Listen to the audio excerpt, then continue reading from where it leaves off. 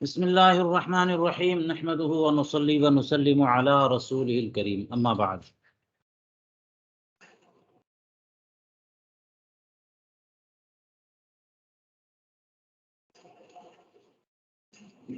نیت کے بغیر ثواب نہیں ملتا، یہ پہلا قاعدہ جاری ہے۔ اس کی تفریعات میں ابھی جو بات چل رہی تھی وہ ہے قرآن عظیم کی تلاوت۔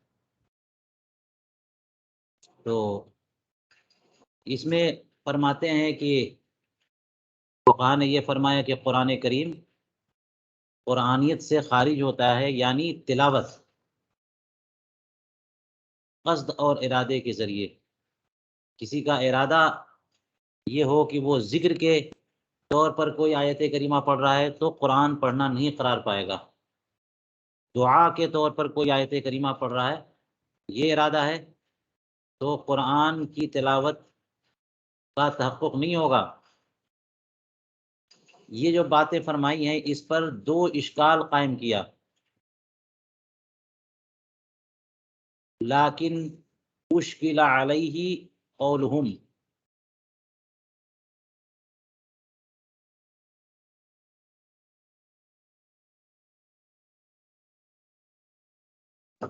اور اس کو اشکلہ بھی پڑھ سکتے ہیں، اشکل علیہ قولہم، کہ فقہا کا یہ قول مشکل ہو گیا، یا پھر یہ کہ مجہول پڑھیں تو فقہاء کرام کا یہ ارشاد باعث اشکال بن گیا۔ اس میں اشکال قرار دیا گیا۔ کون سا قول؟ ایک قول ذکر کیا، دوسرا قول وقالو سے بیان کریں گے جو آج کا درس ہے۔ پہلا اشکال کیا ہے؟ کہا فرمایا تو یہ آپ نے کہ اگر ارادہ قرآن کریم کی تلاوت کا ہو تو قرآن کریم کی تلاوت قرار پائے، اور اگر ذکر اور دعا کا ارادہ ہو، قرآن کریم کی تلاوت کا ارادہ نہ ہو، تو اسے قرآن کریم کی تلاوت نہیں کہتے، وہ قرآن کریم نہیں ہے، قرآن کریم کی تلاوت نہیں ہے۔ اس پر اشکال یہ ہے کہ لو قرأ بقصد الذکر لا تبطل صلاتہ، اگر کوئی ذکر کے ارادے سے قرآن کریم کی تلاوت کرتا ہے یعنی نماز کے اندر، تو اس کی نماز تو باطل نہیں ہوتی۔ یہ اشکال کیسے ہے؟ یوں کہ تلاوت قرآن کریم نماز کا رکن ہے، اور بندہ فلاں جو ہے وہ نماز کے اندر قرآن کریم کی کوئی آیت ذکر کے ارادے سے پڑھ رہا ہے، تو ذکر کے ارادے سے پڑھنا قرآن کریم پڑھنا نہیں ہے، اور قرآن کریم پڑھنا رکن ہے، تو نماز تو اس کی باطل ہونی چاہیے، پھر بھی نماز باطل نہیں ہوتی۔ یہ پہلا اشکال۔ جواب اس کا یہ کہ یہ قرآن کریم پڑھنا محل میں ہے، کہ یہ موقع اور مقام اور محل ہے، اور بندے کی حالت جو ہے نا وہ بھی حالت خشوع ہے، اس نے نماز کا ارادہ کیا ہے، حیات تلاوت ہے، محل تلاوت ہے۔ ساری چیزیں اس نظریے کو سپورٹ کر رہی ہیں کہ قرآن کریم ہی کی تلاوت ہو رہی ہے، اس لیے اس کے اس ارادے اور عزیمت سے تلاوت قرآن کریم کا حکم نہیں بدلے گا، اگرچہ اس نے ارادہ کر لیا ذکر کا، مگر پھر بھی تلاوت قرآن کریم ہی ہے، کیونکہ جس چیز کا محل ہے وہاں کے لیے متعین ہو جاتی ہے، اور جب یہ چیز متعین ہو گئی تو پھر تلاوت قرآن کریم ہے، اگرچہ آپ کسی اور ارادے سے کریں۔ یہاں سے فرماتے ہیں وقالو، فقہائے کرام نے ارشاد فرمایا ان المأموم اذا قرأ الفاتحة في صلاة الجنازة بنیت الذکر لا تحرم علیہ، کہ مقتدی اگر نماز جنازہ میں سورہ فاتحہ کی تلاوت کرے ذکر کے ارادے سے تو یہ تلاوت حرام نہیں ہے، مع انہ تحرم علیہ قراءتها فی الصلاۃ، حالانکہ نماز میں سورہ فاتحہ کی تلاوت حرام ہے۔ نماز میں سورہ فاتحہ کی تلاوت اس کے اوپر حرام ہے۔ بات یہاں پر مقتدی کی ہو رہی ہے، یعنی رسول کریم علیہ الصلوۃ والسلام نے منع فرمایا کہ میرے پیچھے قرآن کریم کی تلاوت کیوں ہوتی ہے، تو قرأت خلف الامام ممنوع ہے۔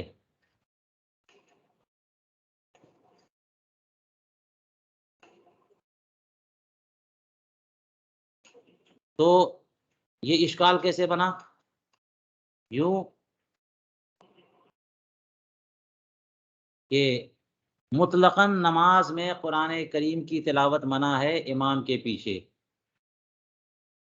اور مطلقاً نماز میں امام کے پیچھے قرآن کریم کی تلاوت منع ہے،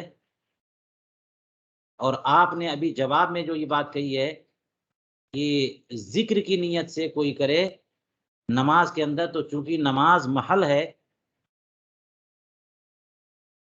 نماز جو ہے محل تلاوت ہے، تو اس لیے یہاں پر ذکر کا ارادہ اسے قرآنیت سے خارج نہیں کرے گا۔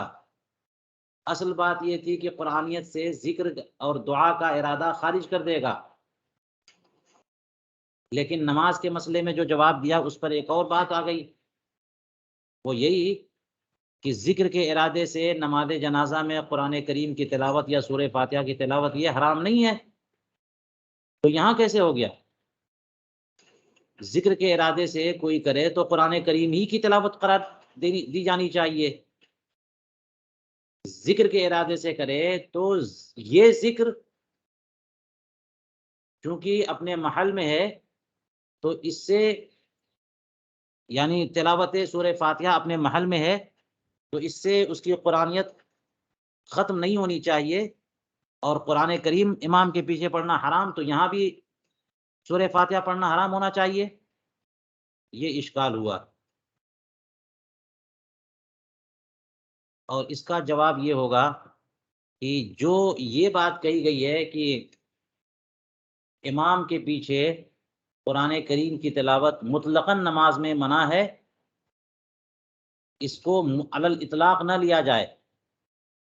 نماز کا جو عرفی اطلاق ہوتا ہے وہی نماز، یعنی الصلاۃ ذات الرکوع والسجود، اور نماز جنازہ اپنی اصل وضع کے اعتبار سے نماز نہیں ہے، تو اس لیے اس کا حکم الگ ہو گیا۔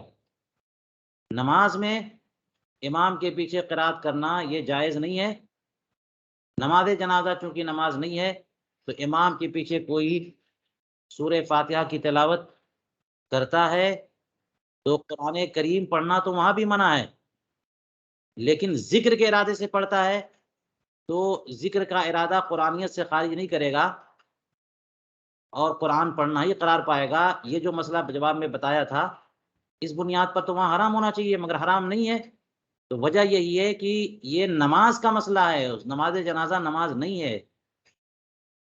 جو یہ فرمایا کہ قرآن نماز میں سورہ فاتحہ کی تلاوت اپنے محل میں تلاوت ہے، اور نماز جنازہ محل تلاوت نہیں ہے، اس لیے نماز جنازہ کا حکم الگ ہے اور بقیہ نمازوں کا حکم الگ ہے۔ جب بھی نماز بولتے ہیں تو رکوع اور سجود والی نماز مراد ہوتی ہے۔ السلام علیکم یہ ورحمۃ اللہ وبرکاتہ۔ وعلیکم السلام۔ حضور یہاں ایک چھوٹا سا سوال تھا، جیسے شوافے کے یہاں جنازے میں سورہ فاتحہ پڑھتے ہیں، تو ان کے یہاں گویا کہ دعا سمجھ کے پڑھتے ہوں گے یا قرآن کی تلاوت یہ کی نیت فرق سے؟ ہے، یہ فرق ہے شافعیہ میں اور حنفیہ میں کہ سورہ فاتحہ وہاں پر پڑھنی ہے ان کو، اور جی ہمارے یہاں ممنوع ہے قرآن کریم کی تلاوت۔ تو جو حدیث پاک وہ دلیل کے طور پہ پیش کرتے ہیں، اس کی ہم تعویل یہ کرتے ہیں کہ وہاں تلاوت جو ہے یا صحابہ کے اقوال یا آثار وہ پیش کرتے ہیں، ہم اس کی تعویل یہ کرتے ہیں کہ وہ ذکر کے طور پر ہے، جی جی حضور۔ یہ بات ہے۔ اب ان کا پورا موقف کیا ہے وہ کتب شافعیہ میں ملے گا۔ تو اگر کوئی حنفی شوافے کے پیچھے نماز جنازہ پڑھ رہا، اس موقع پہ وہ ذکر کی نیت سے پڑھے یا اپنی دعا پڑھے 2-3 بار جتنی بار پڑھ سکتا ہو؟ اگر کوئی ذکر کی نیت سے پڑھے گا تو پڑھنا درست ہے، جی ورنہ قرآن کریم کی تلاوت جو ہے وہ سورہ فاتحہ میں نہیں، نماز جنازہ میں نہیں ہے۔ جی جی چلیے یہ بات چل رہی تھی یہاں پر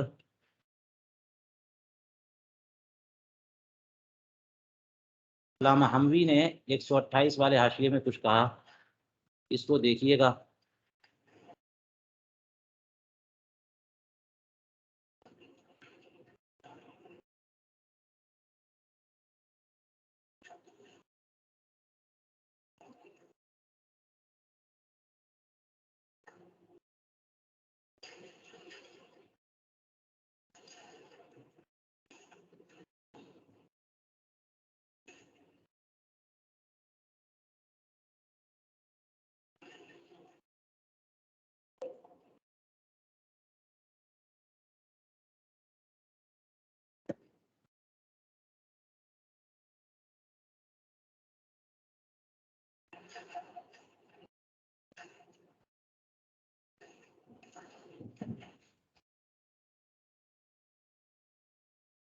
یہاں پر 130 میں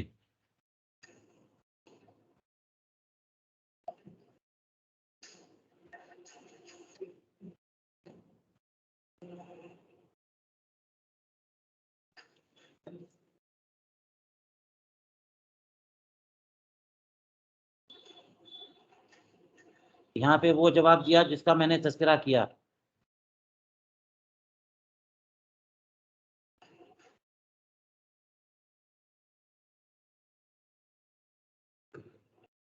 کہتے ہیں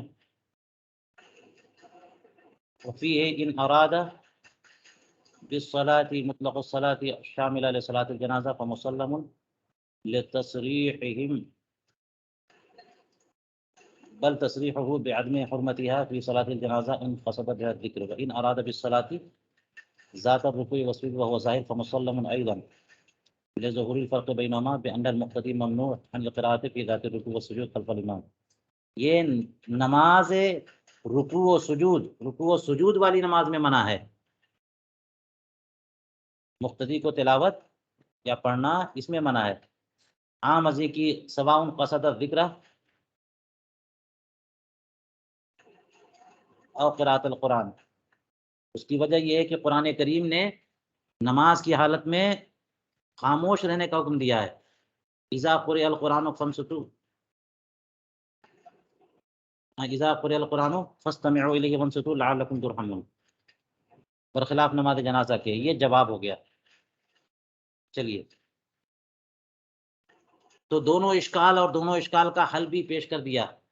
پہلے اشکال کا جواب تو خود مصنف نے دے دیا، اور دوسرے اشکال کا جواب جو ہے وہ ہم نے حموی کے حوالے سے یا ان کے عبارت سے اخذ کر کے دیا۔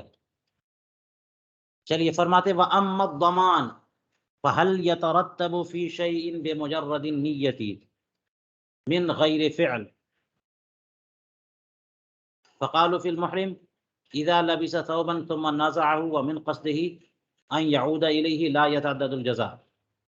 مسئلہ آگے آتا ہے، یہ کہہ رہے ہیں کہ زمان یعنی تاوان کے وجوب کے معاملے میں سوال یہ ہے کہ کیا صرف نیت سے ہی تاوان واجب ہو جاتا ہے یا پھر فعل ہوگا تب ہوگا، بغیر عمل کے، یعنی جس عمل پر تاوان ہے، جو عمل عمل جنایت ہے، اس عمل کی نیت کر لیں تو کیا تاوان واجب ہو جائے گا، یا پھر یہ کہ اس عمل کے کرنے کے بعد تاوان واجب ہوگا۔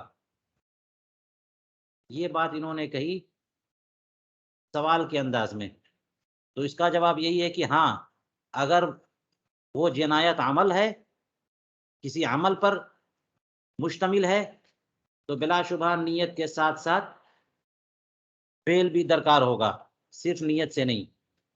لیکن کبھی کبھی صرف نیت بھی حکم پر اثر ڈالتی ہے، وہ دیکھ لیجئے اس تفریق اور اس جزئیے کے پس منظر میں دیکھیے۔ فرماتے ہیں فقالو، فقہ نے فرمایا فی المحرم، کہ محرم جو ہے یعنی جو بندہ حج یا عمرے کے لیے احرام جس نے باندھ لیا، تو جب وہ کپڑا پہنے اور پھر اتار دے اور اس کا ارادہ یہ ہے کہ پھر پہنے گا، تو جزا متعدد نہیں ہے۔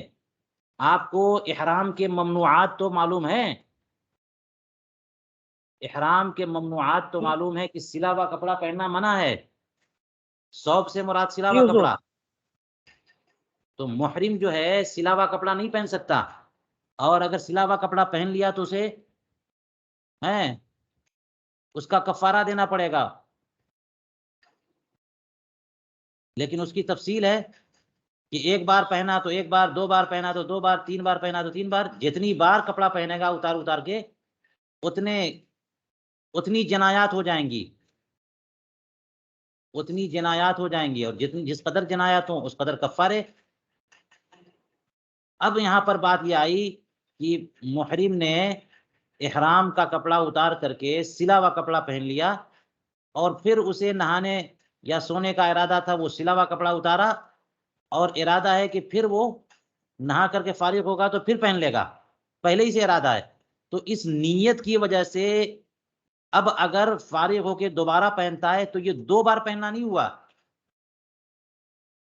ایک ہی بار پہننا ہوا، کیونکہ ابھی جو بیچ میں اتارا ہے اس نے کسی اور مقصد کے لیے اتارا ہے، اس کا تو ارادہ پہننے کا، تو یہ ایک ہی ارادہ ہوا، تو ایک ارادہ ہوا تو اس نیت کی بنیاد پر یہ فعل ایک ہی قرار پائے گا، تو جنایت ایک قرار پائے گی، تو جزا بھی ایک ہوگی۔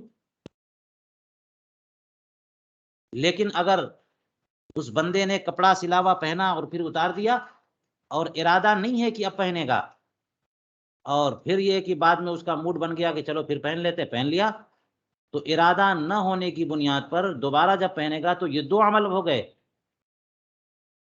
دو بار پہننا ہو گیا، تو دو جنایت ہو گئی، تو دو کفارے ہوں گے۔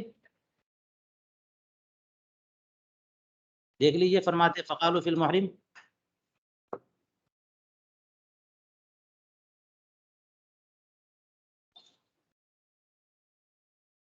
محرم کے بارے میں کیا فرمایا کہ جب کپڑا پہنے، کپڑے سے مراد سلا ہوا کپڑا، پھر اسے اتار دے اور اس کا ارادہ ہے کہ دوبارہ اس کی طرف عود کرے گا، یعنی پھر پہنے گا، تو جزا متعدد نہیں ہے، اور اگر اس نے ارادہ کیا کہ اس کی طرف عود نہیں کرے گا تو جزا متعدد ہوگی اس کپڑے کے پہننے سے، یعنی اس میں یہ قید لگائیے کہ اس کا ارادہ ہے کہ نہیں پہنے گا اور پھر پہن لیا، پہلے والے میں اس کا ارادہ ہے کہ پہنے گا اور پہن بھی لیا، تو جب ارادہ ہے پہننے کا اور پہن لیا تو ایک ہی پہننا قرار پائے گا، اور جب ارادہ ختم، پہننے کا ارادہ کینسل، اور پھر بعد میں پہن لیا تو دو بار پہننا قرار پائے گا، تو جزا بھی متعدد ہو جائے گی، نیت کی بنیاد پر یہ ہو رہا ہے، نیت کی بنیاد پر۔ ہاں، فعل بھی ضروری ہے کہ نیت تھی کہ دوبارہ پہنے گا اور پہن لیا، اور دوسرے میں نیت نہیں تھی دوبارہ پہنے گا اور پہن لیا، تو دو ہو گئے۔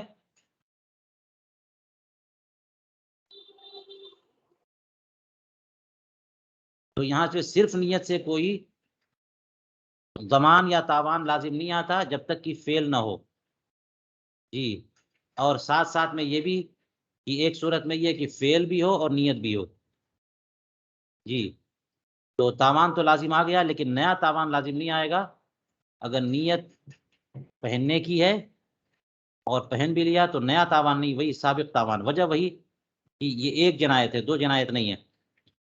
اسی طرح اور ایک مسئلہ دیکھیے، فقہاء کرام نے فرمایا ودیعت کے مسئلے میں، وقالوا فی المودع اذا لبس ثوب الودیعة ثم نزعه ومن نیته ان يعود الى لبسه لم يبرأ من الضمان، یہ مسئلہ آپ نے قدوری شریف میں ودیعت کے بیان میں پڑھا ہے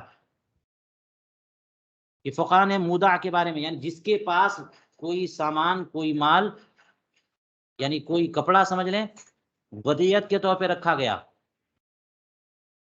تو مودع نے ودیعت کا کپڑا زیب تن کر لیا اور پھر اسے اتارا، اور اس کی نیت ہے کہ پھر وہ اس کے لبس کی طرف، یعنی پہننے کی طرف عود کرے گا، دوبارہ پہنے گا، تو ضمان سے بری نہیں، ضمان اس کے اوپر ہے۔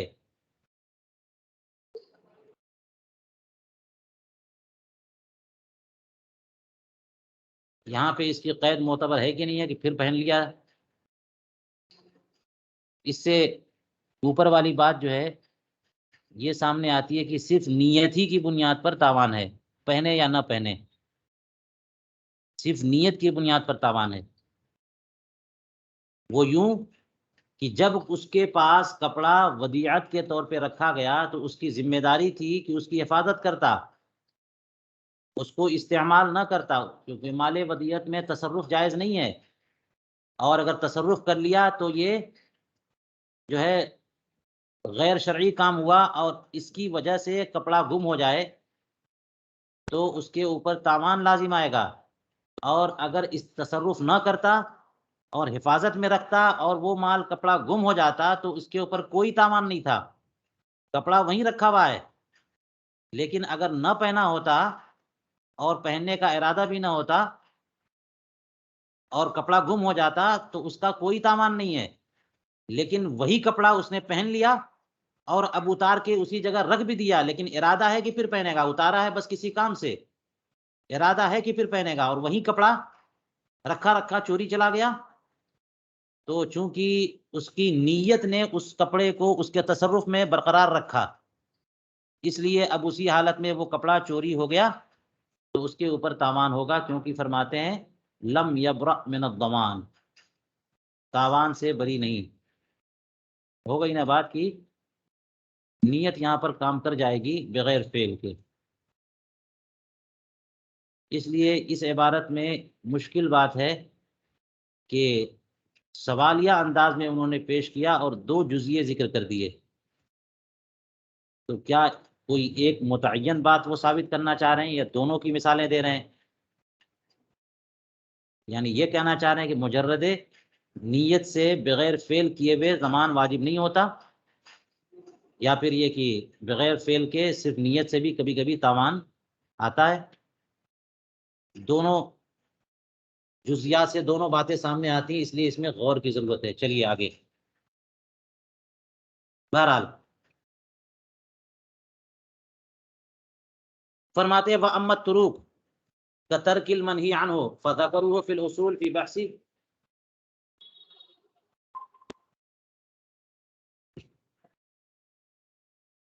ما تُتْرَكُ بِهِ الْحَقِيقَةُ عِنْدَ الْكَلَامِ عَلَى الْحَدِيثِ إِنَّمَا الْأَعْمَالُ بِالنِّيَّاتِ فَذَكَرُوهُ في نية الوضوء، فحاصله أن ترك المنهي عنه لا يحتاج إلى نية للخروج عن عهدة النهي، وأما لحصول الثواب بأن كان كفا وهو أن تدعوه النفس إليه قادرا على فعله ويكف نفسه عنه خوفا من ربه فهو مثاب وإلا فلا ثواب على تركه۔ یہ ایک مشکل بحث ہے، بہت توجہ سے آپ حضرات سنیے، اور کوشش کرتا ہوں کہ اس کو آسان پیرائے میں پیش کروں اور ذہن میں یہ بات اتر جائے۔ اور یاد رکھیے گا کہ اعلیٰ حضرت نے اس بحث کو جگہ جگہ پیش کیا ہے، خاص طور سے وہابیہ دیوبندیہ کی بدعت والی بحث میں، اور اس سے استدلال کیا، اور دیکھیے کتنی مضبوط بات ہے۔ یہ وہابیہ جو ہر معاملے میں کہتے ہیں عرس ہے، نیاز ہے، فاتحہ ہے، چہلم ہے، فلاں ڈھکاں، یہ سب کے سب کہتے ہیں کہ بدعت ہے، کیونکہ یہ چیز پہلے زمانے میں نہیں تھی اور اب کی گئی تو یہ سب بدعت ہے، اور بدعت گمراہی ہے۔ اس کے جواب میں اعلیٰ حضرت نے فرمایا کہ ترک جو ہے اس کا بندہ مکلف نہیں ہے، کف کا مکلف ہے۔ تو اس بات کو ذرا آسان انداز میں پیش کیا جائے۔ فرماتے ہیں وَأَمَّا الطُّرُوقُ، رہے طرق، اصل میں ترک جو ہے عدم فعل کو کہتے ہیں، ترک عدم فعل کو کہتے ہیں، فعل کا نہ کرنا، اور جب ترک عدم فعل کا نام ہے تو ترک کی حقیقت عدم ہوئی نا، ترک کی حقیقت عدم ہوئی، کیونکہ ترک ہے ہی عدم الفعل، فعل کا نہ کرنا، ترک اجتناب کا نام نہیں ہے۔ ترک اجتناب اور انتہا کا نام نہیں ہے، ترک نام ہے عدم الفعل کا. تو ترک کی حقیقت عدم ہے، اور عدم تحت قدرت نہیں ہے.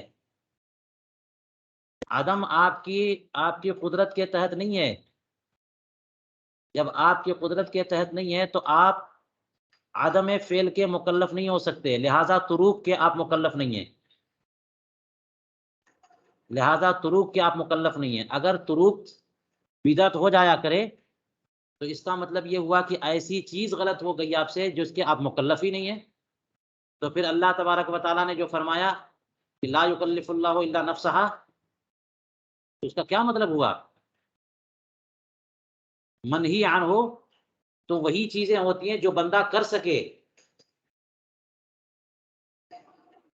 منہی عنہ ہو وہی چیز ہے جو بندہ کر سکے، اور ترک عدم فعل کا نام ہے، اور عدم فعل قدرت میں نہیں ہے، جسے بندہ ارادے سے کر نہیں سکتا. اس لیے تروک کی بحث بالکل الگ ہے.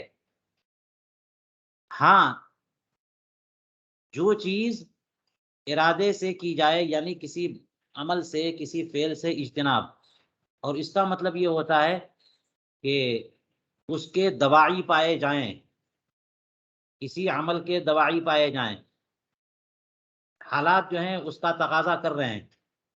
کوئی آپ کو کسی غلط کام کی طرف بلا رہا ہے، آپ کی جو ہے نا وہ شہوت ہے یا خواہش ہے یا لالچ ہے، وہ اس کی طرف داعی ہے، اور پھر بھی آپ اسے چھوڑ دیں تو یہ ترک نہیں ہے، اس کو کف کہتے ہیں.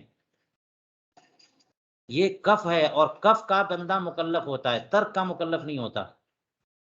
ترک نام ہے محض عدم فعل کا، اس میں ارادہ شریک نہیں ہوتا. اگر ارادہ شریک ہو گیا تو وہ ترک ہے ہی نہیں، وہ کف ہے، وہ اجتناب ہے. یہ میں مرکزی بات ایک اصولی انداز میں پیش کر رہا ہوں، اور اعلیٰ حضرت نے اس کو مختلف انداز میں جگہ جگہ بیان فرمایا. اب دیکھیے، کہیں پر کبھی ایسا ہوتا ہے کہ دو راستے ہیں، ایک راستہ بھی آپ کو اپنی منزل کی طرف لے جاتا ہے، دوسرا روڈ بھی اسی طرف لے کے جا رہا ہے، لیکن دونوں برابر بھی ہیں، تو اب دونوں پہ تو نہیں جا سکتے نا. ایک ہی اختیار کرنا پڑے گا راستہ، تو ایک اختیار کیا، دوسرا چھوڑا. تو دوسرا چھوڑنا جو ہے نا کسی داعی کی بنیاد پر نہیں تھا، تو محض ترک ہے. اس سے کوئی بندہ استدلال کرے کہ فلاں بزرگ نے فلاں راستہ چھوڑ دیا تھا اس لیے آپ بھی چھوڑ دو، یہ بالکل بیکار کی بات ہے. یہ عدم فعل ہے، یہ ترک محض ہے، یہ اجتناب نہیں ہے. کیونکہ دو میں سے ایک ہی، وہ جا ادھر بھی سکتے تھے، جا ادھر بھی سکتے تھے، لیکن جائیں گے تو ایک ہی راستہ اختیار کریں گے، کوئی وجہ، کوئی ایسی بات نہیں تھی. لیکن اگر کسی ایک راستے پہ فساد کے امکانات ہوں، راستہ ٹوٹ گیا ہو، خراب راستہ ہو، اس وجہ سے اسے چھوڑنا، یہ ہے اجتناب. ارادے سے اس سے دور ہونا، یہ ہے اجتناب، یہ کف ہے. اصطلاحی انداز میں اس کو کف کہتے ہیں، اور کف کا بندہ مکلف ہوتا ہے. اب آپ استدلال کریے کہ حالات تو ایسے تھے کہ یہ راستہ جو ہے نا وہ شارٹ بھی تھا، لیکن کسی وجہ سے اس سے اجتناب کر کے لمبا راستہ اختیار کیا گیا، یہ ہو گیا کف. یہ بات ہو گئی معقول. تو اس لیے ترک اور کف میں فرق سمجھنا ہے آپ کو. ترک کا بندہ مکلف نہیں ہوتا، کف کا مکلف ہوتا ہے، لہذا ترک پہ ثواب نہیں ملے گا، کف پہ ثواب ملے گا. ترک پہ ثواب نہیں ملے گا، کف پہ ثواب ملے گا.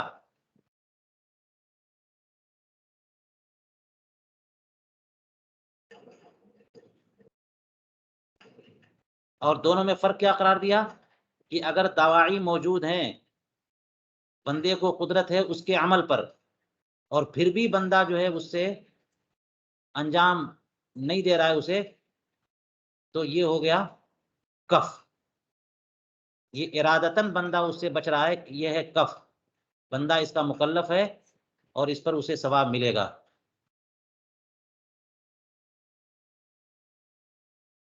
اور بندے کو اس پر قدرت نہ تھی، جیسا کہ میں نے بتایا عدم الفعل کا نام ہے ترک، اور عدم پہ قدرت نہیں ہوتی. یا پھر اس کے دواعی موجود نہیں تھے، کوئی ایسا تقاضا نہیں تھا کہ وہ کرتا، بس یوں ہی کرے گا تو ایک کام نہیں، کسی اور کام میں مصروف ہونے کی بنیاد پر وہ کام نہیں ہو سکا. جیسے آپ پڑھ رہے تھے اس لیے کھانا نہیں کھایا، کھانا کھا رہے تھے اس لیے پڑھ نہیں سکے، لکھ رہے تھے اس لیے بات نہیں کی، بات کر رہے تھے اس لیے لکھ نہیں رہے. تو ایک کام کریں گے دوسرا چھوٹے گا، کیا وہ اجتناب ہے؟ یہ بیوقوفی والی بات وہابیہ کرتے ہیں. ایک کام میں مصروف ہونے کی وجہ سے دوسرا کام نہیں ہوا، وہ عدم فعل ہے، اس پہ ثواب نہیں ملنا ہے. آپ کو ثواب ملنا ہے اجتناب اور کف پہ. اب مثال اس کی یوں بھی سمجھ لیں کہ روزہ بندہ ارادے سے کھانے پینے کی چیزیں چھوڑ دے، وہ ہے اجتناب، وہ ہے کف.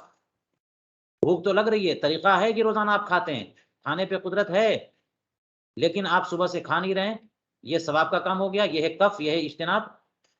اور اگر ارادتاً ایسا نہیں کیا بلکہ بس اٹھے اور کھانا آپ کو ملا نہیں یا مصروف ہو گئے اس وجہ سے کھائے پیے نہیں، تو کیا کوئی یہ روزہ ہو جائے گا؟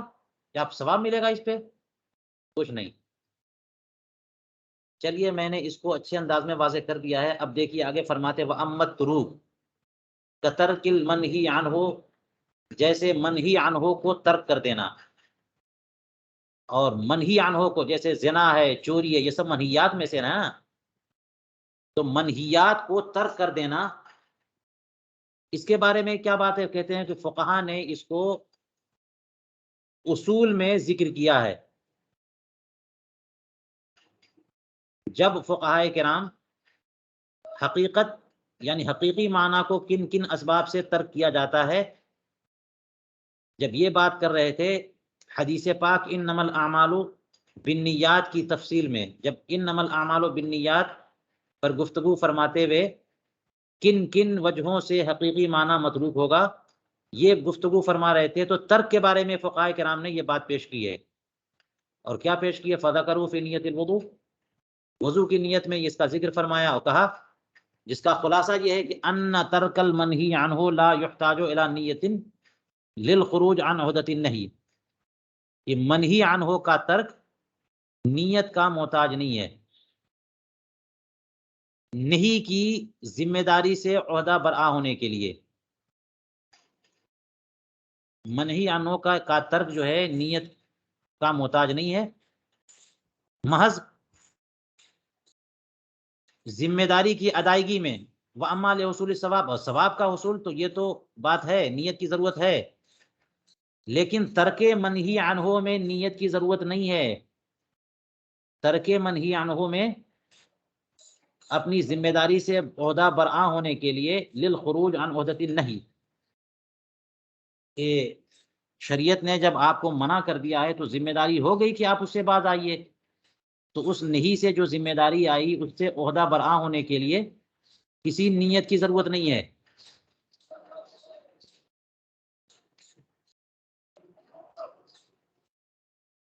لیکن رہی بات حصول ثواب کی، تو حصول ثواب میں نیت کی ضرورت ہے. اور یہاں پر یہ ترک نہیں ہے بلکہ یہ ترک کف ہے اور اجتناب ہے. بِأَنْ كَانَ كَفًا، اس طور پر کہ بندہ یعنی وہ چیز جو ہے نا کف ہو جائے. کفا یکفو، روکنا رکنا، یعنی دواعی موجود تھے آپ نے اپنے آپ کو روک لیا، یہ ہے اجتناب، یہ ترک نہیں ہے. تو اگر کف ہے تو وہاں پر نیت کی ضرورت ہے حصول ثواب کے لیے. اور وہ کف کیا ہے؟ دیکھیے یہاں پہ تعریف کر رہے ہیں کف کی. وَهُوَ أَن تَدْعُوهُ النَّفْسُ إِلَيْهِ قَادِرًا عَلَى فِعْلِهِ فَيَكُفُّ نَفْسَهُ عَنْهُ خَوْفًا مِنْ رَبِّهِ، وہ یہ ہے کہ نفس اسے اس فعل کی طرف دعوت دے رہا ہے اس حال میں کہ وہ بندہ بھی اس کے فعل پر قادر ہے، وہ کر سکتا ہے، اور پھر بھی وہ اپنے آپ کو اس فعل سے روک رہا ہے اپنے رب ذوالجلال کے خوف سے اور ڈر سے. یہ ہے کف. فہو مصابن، تو بندہ اللہ کے خوف سے جب بچ رہا ہے تو اس اجتناب پر اسے ثواب ملے گا. اور بس یوں ہی ترک کر دیا تو اس ترک پہ کوئی ثواب نہیں ملنا. وَإِلَّا فَلَا ثَوَابَ عَلَىٰ تَرْكِهِ، ورنہ اگر اس کا ارادہ اس سے اجتناب نہیں ہے، بس یوں ہی کسی کام میں مصروفیت کی بنیاد پر وہ کام نہیں کیا اس نے، تو کیا ثواب ملے گا؟ کوئی ثواب نہیں ہے اس کے ترک پر. لہٰذا اب جزیات دیکھیے، فَلَا يُثَابُ عَلَىٰ تَرْكِ الزِّنَا وَهُوَ يُصَلِّي، کہ جب بندہ حالت نماز میں ہو تو زنا نہیں کر رہا ہے وہ، تو ترک زنا پر اسے کوئی ثواب نہیں ملے گا، کیونکہ نماز کی مصروفیت کی بنیاد پر وہ زنا نہیں کر رہا ہے۔ زنا حرام ہے، منہی عنہ ہے، بندے کو زنا سے روکا گیا ہے، اور وہ بندہ ترک زنا کر رہا ہے، لیکن نماز کی حالت میں تو یہ ترک ہے، یہ کف نہیں ہے، اس پر کوئی ثواب نہیں ملے گا، کیونکہ یہ ترک زنا یہ کف تو نہیں ہوا، دوائی تو ہے نہیں، نماز ہے، تو نماز کی حالت میں وہ قادر کیسے ہے زنا پہ؟ نماز میں مصروفیت ہے تو اس میں ایسے حالات موجود نہیں ہیں کہ نفس اس کو اس کی طرف داعی ہو، خشوع اور خضوع کی حالت ہوتی ہے، لوگ بھی شامل ہوتے ہیں، حالات ایسے نہیں ہوتے کہ داعی زنا پائے جائے، اس لیے یہ کف نہیں ہے بلکہ ترک ہے، اس پر کوئی ثواب نہیں۔ اور دیکھ لیجئے ولا یثاب العنین علی ترک الزنا، اور عنین جو ہے زنا کے ترک پر کوئی ثواب کا مستحق نہیں ہوگا، عنین جو وطی پر قادر نہ ہو اپنی کمزوری کی وجہ سے، تو اب اگر اس نے زنا نہیں کیا تو کون سا ثواب کا کام کر دیا؟ وہ تو کر بھی تو نہیں سکتا تھا، وہ اس سے وہ عمل ہو ہی نہیں سکتا تھا، تو اجتناب تو پایا نہیں گیا، تو ترک زنا کا ثواب اسے نہیں ملے گا۔ ولل اعمی علی ترک النظر المحرم، یوں ہی اندھا آدمی کوئی حرام نظر نہ کیا، اس نے ترک نظر محرم کیا، حرام چیز کی طرف نظر، یعنی ایسی نظر سے ایسی نظر کو ترک کیا جو حرام ہے، تو کیا اسے ترک اسے کف کہیں گے؟ وہ تو قادر ہی نہیں ہے دیکھنے پہ۔ اگر بندہ اخیارہ ہو اور محرمات کی طرف نظر نہ کرے تو اسے ثواب ملے گا، لیکن بندہ نابینا ہے، وہ حرام چیزیں دیکھ نہیں سکتا اور اس وجہ سے نہیں دیکھا، تو کیا اسے کریڈٹ ملے گا اس کا؟ نہیں، کیونکہ یہ ترک محض ہے، اور ترک محض کا پر کوئی ثواب نہیں، اجتناب پر ثواب ہے، کف پر ثواب ہے، اور کف جب بنتا ہے جبکہ بندہ اس پر قادر ہو، اور یہاں پر قادر ہی نہیں۔ وعلی ھذا قالوا، اب یہاں پر مثالیں آ گئی ہیں تو میں آپ کی توجہ مبذول کراؤں، وہ جو بحث ہے وہابیہ سے ہماری، کہ وہابیہ یہ کہہ دیتے ہیں کہ جو جو چیزیں عہد صحابہ میں نہیں تھیں وہ سب کے سب بعد میں کریں گے لوگ، تو وہ سب کے سب بدعت ہے، اور اسے جو ہے کرنا گناہ کا کام ہے، تو اسے منہی عنہ میں قرار دے دیا انہوں نے۔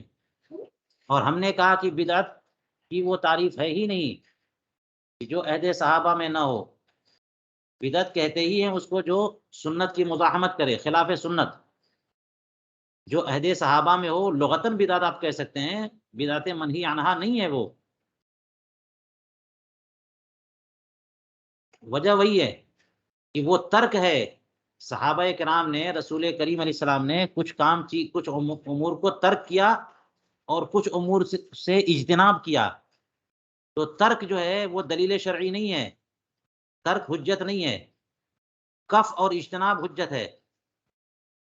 یہ جو میں باتیں کر رہا ہوں یہ عموماً جو لوگ بولتے ہیں ترک انہوں نے ترک کیا تو وہ لفظ مت لیجیے گا، ترک کا مطلب میں نے بتا دیا، ترک عدم فعل کا نام ہے، اور عدم فعل عدم ہے، اور عدم زیر تحت قدرت نہیں ہے بندوں کے، تو بندہ عدم کا محتاج نہیں ہے، عدم کا مکلف نہیں ہے، تو وہ کچھ بھی نہیں ہے، جب کچھ بھی نہیں ہے تو آپ اسے کیوں بنیاد بنا رہے؟ اور وہ یہ ہے کہ بندہ یا تو قدرت نہ ہونے کی بنیاد پہ نہ کرے، یا پھر یہ کہ اس کے تقاضے نہیں تھے تو اس لیے نہ کیا۔ حضور کریم علیہ الصلوۃ والسلام نے بہت سارے کام نہ کیے کیونکہ اس کے تقاضے نہیں تھے، مسجدوں میں آپ نے محراب نہیں بنائی، مینارے نہیں بنائے، مسجدیں پختہ نہیں بنائی، تقاضے نہیں تھے، تو یہ ترک ہے، یہ کف نہیں ہے۔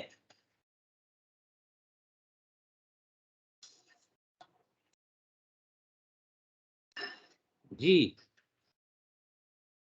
آپ نے حج کیے، عمرے کیے، اور حج جو ہے ایک بار سے زیادہ نہ کیا، یعنی فرض ہونے کے بعد، تو یہ ترک ہے، یہ کف نہیں ہے کہ آج کی ڈیٹ میں کوئی اب ایک کے بعد حج کرے گا تو منع ہو گیا۔ حضور کریم علیہ الصلوۃ والسلام نے 4 عمرے کیے، 5واں عمرہ نہ کیا، اگر یہ ثابت ہو جاتا ہے تاریخ سے،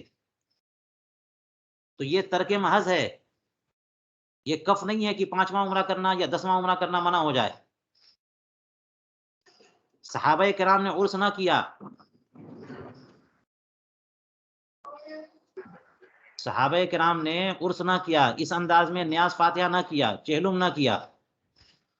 اگر ثابت ہو، اگر یہ بات ثابت ہو تو یہ محض ترک ہے، یہ کف اور اجتناب نہیں ہے، کیونکہ اس وقت دواعی نہیں تھے۔ صحابہ کرام جو ہے بڑے مشن میں مصروف تھے، جہاد کی مصروفیت تھی، حضور کریم علیہ الصلوۃ والسلام کی بارگاہ میں حاضری کی مصروفیت تھی، دین مکمل ہو رہا تھا، مشن آگے بڑھانا تھا، زیادہ اہم کام تھے۔ تو اس لیے جو ہے وہ دیگر کاموں میں مصروف تھے، تو دیگر کاموں میں مصروف تھے تو اس سے کم درجے کے جو اعمال حسنہ ہو سکتے ہیں اس کو تو ترک کرنا پڑے گا۔ آج ہم لوگ ٹائم پر آئے تو یہ ترک محض ہے، اس سے استدلال کرنا بالکل غلط ہے۔ 8 بجے 1 گھنٹہ لہٰذا بعد میں جب اس کے دواعی پیدا ہوئے اور 8:30 بجے نکلا کرو تاکہ اتنی بھی کسی کی آواز آ رہی ہے، ذرا بند کر دیں اپنا مائک۔ لہٰذا بعد میں صحابہ کرام کے بعد، یعنی صحابہ کرام کے زمانے میں اسلام کو جزیرۃ العرب میں پوری دنیا میں غالب کرنا تھا، مشن بڑا تھا، اور جب اسلام غالب ہو گیا اور دین کی تعلیمات اور علوم شرق و غرب میں پھیل گئے تو اب اگلا کام ہوگا، اب دواعی پیدا ہوں گے کہ ایمان بچانا ہے، ایمان مستحکم کرنا، اس پر استقامت دینی ہے۔ تو پھر وہ دواعی اب پیدا ہوئے کہ لوگوں کو کچھ مزید اعمال بتائے جائیں، بزرگوں کے ذکر کی طرف مائل کیا جائے، جب انتقال ہو جائے کسی کا تو اس کے ایصال ثواب زیادہ سے زیادہ کی جائے۔ رسول کریم علیہ الصلوۃ والسلام کے زمانے میں نماز جنازہ ہو گئی، یہ ایصال ثواب کے لیے پھر ہر سال یا ہر جمعے کو یا ہر بار نہ بھی کرتے ہوں تو یہ نہ کرنا کسی بڑے مشن میں مصروفیت کی بنیاد پر ہے۔ ہم آپ تو بڑے مشن میں مصروف نہیں ہیں تو ہر سال ہم کیوں ایصال ثواب نہ کریں، جبکہ پتہ ہے کہ بندے کو ثواب کی ضرورت ہے۔ تو اصل بات یہ ہوئی کہ یہ ترک ہے اور ترک حجت نہیں ہے۔ صحابہ کرام نے کف کیا ہو، اجتناب کیا ہو تو وہ حجت ہے، اور کف اور اجتناب کن کن امور سے کیا آپ کو پتا ہے، بہت سارے امور ہیں جن سے انہوں نے اجتناب، تباہی موجود تھے اور اجتناب کیا، وہ سب کے سب منہی عنہ قرار پائیں گے۔ اعلیٰ حضرت نے اسے موقع پر مثال دی ہے غیر عربی میں خطبہ دینے کی، اس سنت متوارثہ کے خلاف ہے، کیونکہ یہاں پر کف ہے، یہ ترک نہیں ہے۔ فرمایا کہ دواعی موجود تھے صحابہ کرام کے زمانے میں، جب وہ لوگ دین اسلام لے کر عجم کے ملکوں میں گئے، وہاں عجمی زبان ہوا کرتی تھی، فارسی زبان ہوتی تھی اور دوسری زبانیں، تو ضرورت تو تھی اس بات کی کہ ان کو جب خطبہ دیا جائے تو ایسی لینگویج میں دیا جائے کہ جو وہ سمجھ سکیں، سیکھ سکیں۔ پھر بھی خطبہ جمعہ کا عربی ہی میں دیا انہوں نے، داعیہ موجود ہونے کے باوجود عربی ہی میں خطبہ دیا، فارسی میں خطبہ نہیں دیا۔ اس سے یہ بات سمجھ میں آئی کہ یہ ترک نہیں ہے، یہ کف ہے۔ لہٰذا ہم آپ بھی آج کی ڈیٹ میں خطبہ عربی زبان کے علاوہ کسی اور زبان میں نہیں دے سکتے۔ اس کی مثالیں اور بھی مل جائیں گی آپ کو، جہاں پہ کف ہو، جہاں پہ اجتناب ہو وہ حجت ہے۔ حضور نے اجتناب کیا، سرکار اقدس صلی اللہ علیہ وسلم نے اجتناب کیا، آپ کو بھی کرنا پڑے گا۔ داعیہ موجود تھا پھر بھی نہیں کیا آپ نے، تو یہ اجتناب ہے۔ چلیے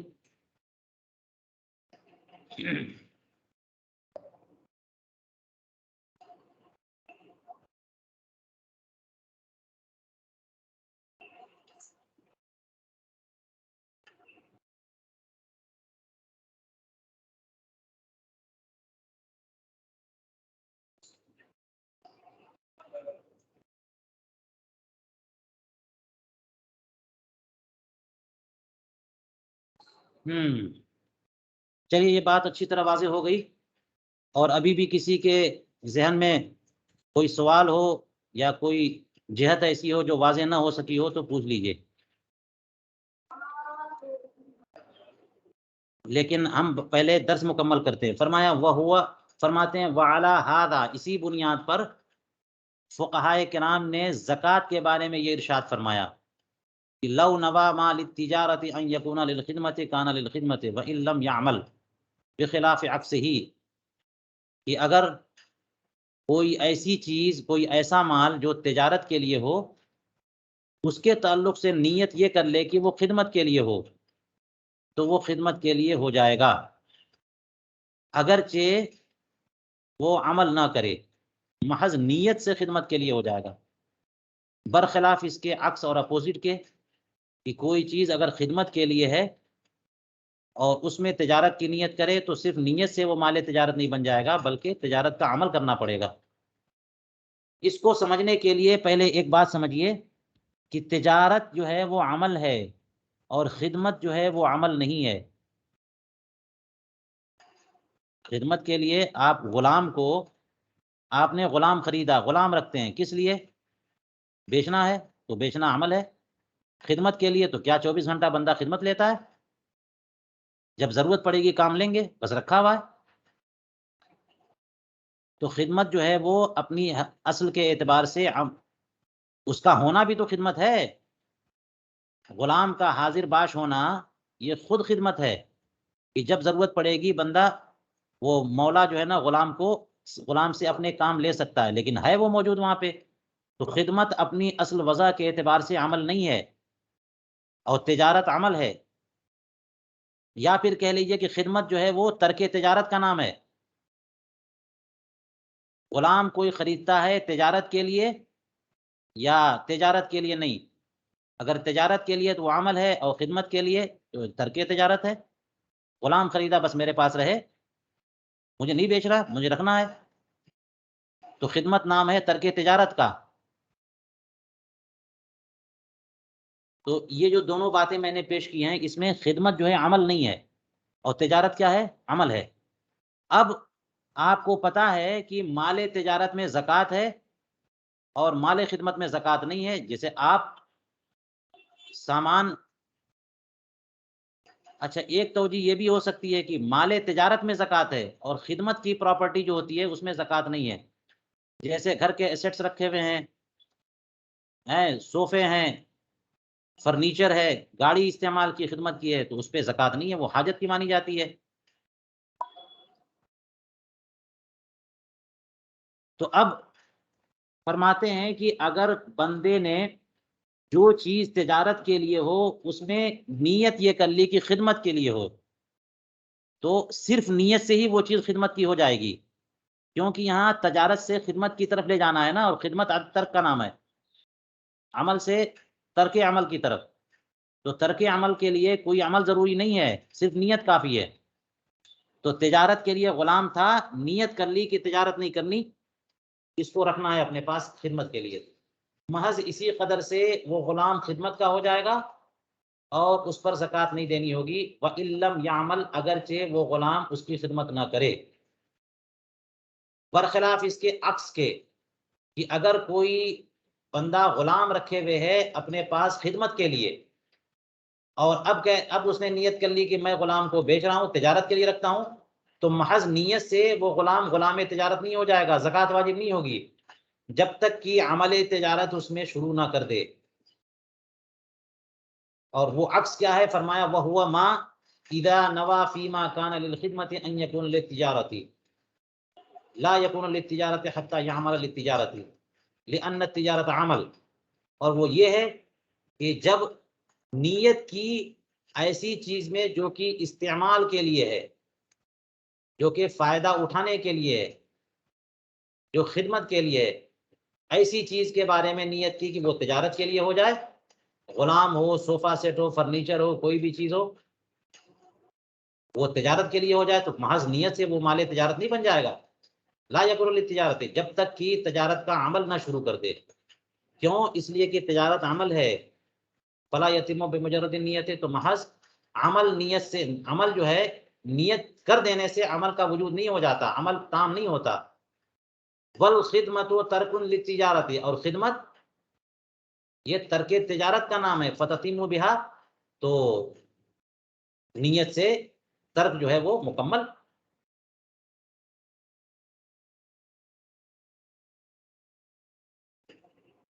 نیت کے ذریعے ترک کا وجود ہو جاتا ہے، ترک پا لیا تام ہو جاتا ہے۔ قالو، علماء فرماتے ہیں وَنَظِيرُهُ، اس کی نظیر آپ دیکھ لیجئے، سارے مسائل ہیں کہ سفر کے لیے نیت سفر کافی نہیں ہے، سفر کریں گے تب سفر ہوتا ہے۔ گھر بیٹھے بیٹھے نیت کر لیا آپ نے تو نماز قصر نہیں کریں گے، لیکن اقامت کے لیے محض نیت کافی ہے۔ باہر تھے آپ، سفر میں ہیں آپ، یہاں سے وہاں پہنچے، وہاں سے دوسرے شہر، وہاں سے تیسرے شہر پہنچے اور باہر ہی ہیں، وہیں پر بیٹھے بیٹھے آپ نے نیت کر لی کہ 1 مہینہ مجھے رہنا ہے۔ اب رہنے کے لیے کوئی عمل تو ضروری ہے نہیں، کیونکہ اقامت ترک سفر کا نام ہے، تو بیٹھے بیٹھے نیت آپ نے کر لی، اقامت کی، مقیم ہو گئے، اگرچہ آپ نے وہاں پر ہوٹل بک نہیں کرایا، کچھ بھی نہیں کیا۔ اسی لیے آپ نے یہ مسئلہ پڑھا ہوگا کہ 4 رکعت کی نماز اگر کوئی بندہ مسافر ہے تو 2 رکعت پڑھے گا، اور 4 پڑھ لے گا تو اس کی نماز ہو جائے گی، لیکن یہ معصیت ہے، مگر یہ کہ نماز ہی میں وہ نیت کر لے اقامت کی۔ دیکھیے نماز کے اندر بھی اقامت کی نیت مؤثر ہو رہی ہے۔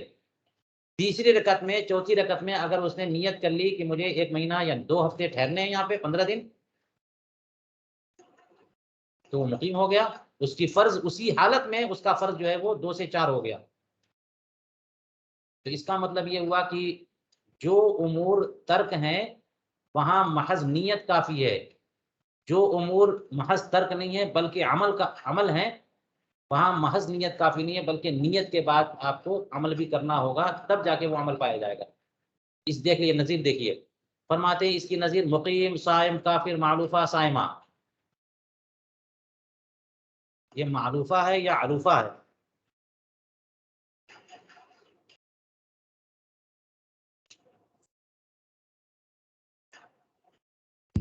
معلوفہ ہے، معلوفہ ہے حضرت۔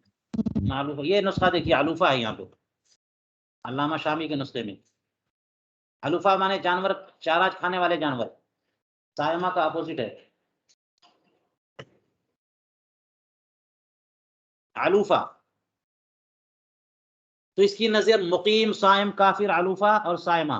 مقیم مسافر کی ضد، صائم مفطر کی ضد ہے، کافر مسلم کی ضد ہے، علوفہ صائمہ کی ضد ہے۔ ان سب سے احکام متعلق ہوتے ہیں، لہذا مقیم محض نیت سے مقیم ہو جائے گا۔ صائم روزے دار، روزہ تو ہے ترک کا نام ہے نا، روزہ ترک کا نام ہے، 3 چیزوں کو چھوڑ دینے کا نام ہے، تو محض نیت سے روزے دار ہو جائے گا، سحری کھانے کی ضرورت نہیں ہے، اور اجتناب کے کسی خاص ہیئت کی بھی ضرورت نہیں ہے، محض نیت کی تو روزے دار ہو گیا، کسی عمل کی ضرورت نہیں ہے۔ کافر صرف کفر کی بنیاد پر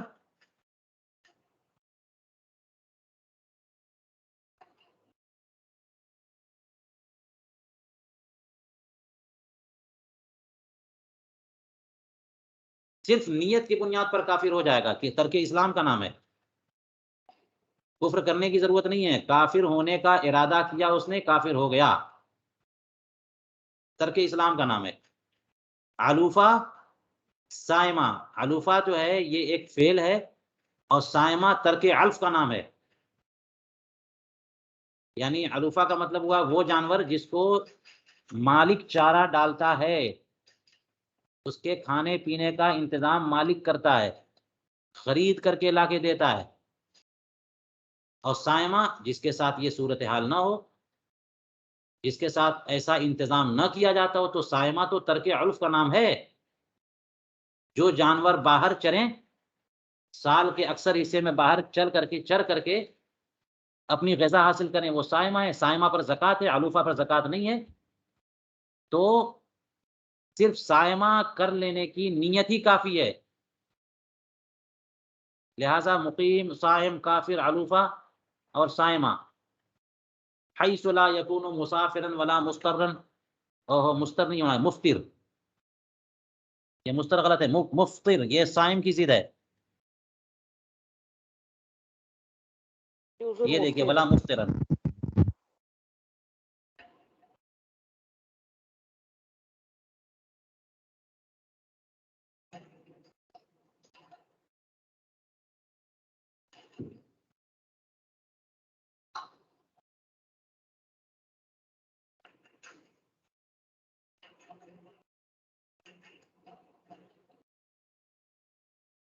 کہ بندہ مسافر نہیں ہوگا، نہ ہی مفطر ہوگا، یعنی نہ ہی روزہ ٹوٹے گا، نہ ہی مسلمان ہوگا، نہ ہی جانور صائمہ ہوگا، صرف نیت سے۔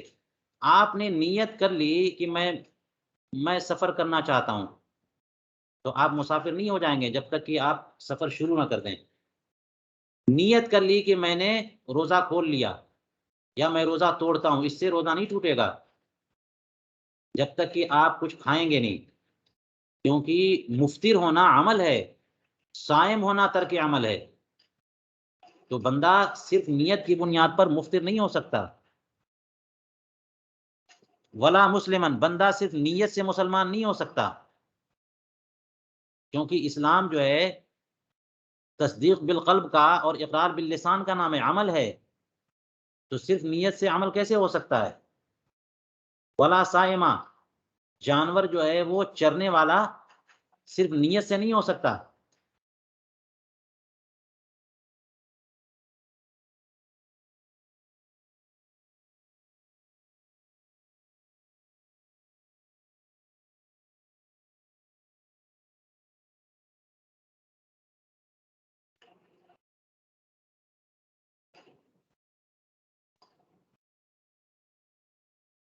یہاں پر جو مثال ہے وہ میری سابقہ تقریر پر یہ والی بات سیٹ نہیں ہوئی۔